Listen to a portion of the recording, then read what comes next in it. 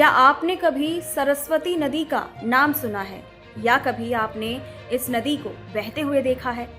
सरस्वती नदी का नाम तो सबने सुना है, लेकिन इसे कभी किसी ने बाकी नदियों की तरह बहते हुए नहीं देखा। हालांकि उत्तर प्रदेश के प्रयाग में 3 नदियों गंगा, यमुना और सरस्वती का संगम होता है, लेकिन क्या ये सच है कि वाकई में सरस्वती बाकी नदियों के साथ आकर यहाँ मिलती भी है या नहीं? अगर सरस्वती असल में यहाँ आकर मिली ही नहीं तो त्रिवेणी संगम कैसे हुआ? तो आइए आज इस वीडियो में सरस्वती नदी से जुड़ी रोचक कहानी के बारे में जानते हैं। सरस्वती नदी का पहला उल्लेख प्राचीन हिंदू शास्त्रों में मिलता है, वहीं उत्तर वैदिक ग्रंथों में भी इसका उल्लेख है। इस नदी के पानी का प्रवाह इतना शक्तिशाली है कि कभी हिंदू धर्म के अनुयायियों द्वारा इसे पूजा जाता था। आज भी प्रयाग में त्रिवेणी संगम स्थान पर केवल स्नान करने से ही भक्तों के पाप धुल जाते हैं। साथ ही अगर हम वैज्ञानिक तथ्यों की बात करें तो ये नदी हड़प्पा सभ्यता के दौरान अस्तित्व में थी।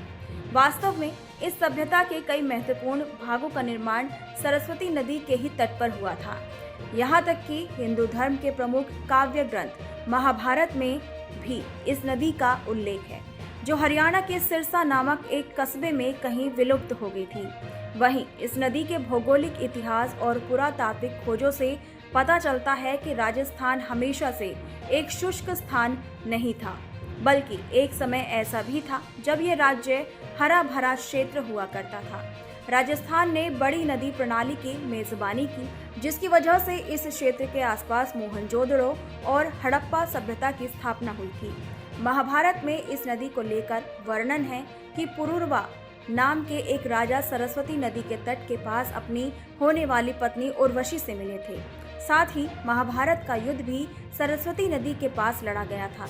वहीं महाभारत का पाठ भी इस नदी के तटों के पास ही हुआ था। भारत में सरस्वती नदी को सिर्फ एक ही जगह से देखा जा सकता है, उसके बाद ये नदी सीधे पाताल लोक में चली जाती है। जी हाँ, ये जगह है उत्तराखंड राज्य के चमोली जिले के बद्रीनाथ से करीब 3 किलोमीटर दूर माणा गांव है। इस गांव को हिंदुस्तान का आखिरी गांव भी कहा जाता है। पूरे देश में यही एक इकलौती जगह है जहां पर आप सरस्वती नदी के दर्शन कर सकते हैं। कहा जाता है कि यहाँ के बाद नदी पाताल लोक में विलुप्त हो जाती है। इस गांव की धरती को चारों धामों में से सबसे पवित्र और पाप मुक्त जगह माना जाता है।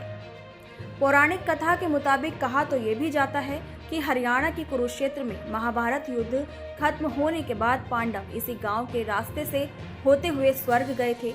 भीम ने नदी पार करने के लिए यहाँ पर एक पुल बनाया था, जिसे भीम पुल के नाम से जाना जाता है। अगर आप यहाँ जाते हैं तो ये पुल आपको आज भी देखने को मिलेगा। सरस्वती नदी देवी सरस्वती का ही एक रूप थी।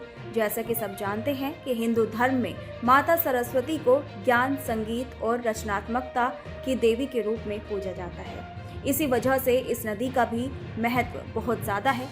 कई संस्कृत ग्रंथों में इस बात का उल्लेख भी है कि भगवान शिव और देवी पार्वती के बड़े बेटे कार्तिकेय को सरस्वती नदी के तट के पास देवसेना का रक्षक नियुक्त किया गया था।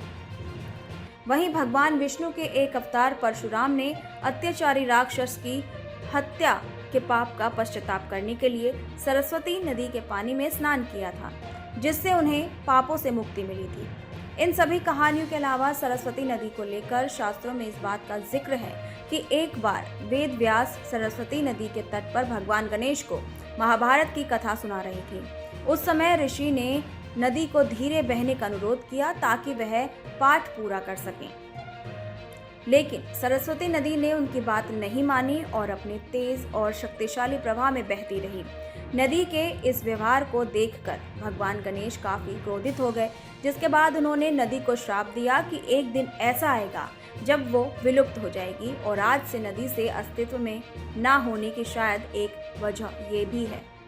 इसके अलावा हिंदू धर्म के अनुसार एक कथा ये भी है कि माता सरस्वती का जन्म भगवान ब्रह्मा के सिर से हुआ था। माता सरस्वती उन सबसे खूबसूरत स्त्रियों में से एक थी जिन्हें भगवान ब्रह्मा ने देखा था। उनकी सुंदरता को देखते हुए उन्होंने सरस्वती जी से विवाह का प्रस्ताव रखा।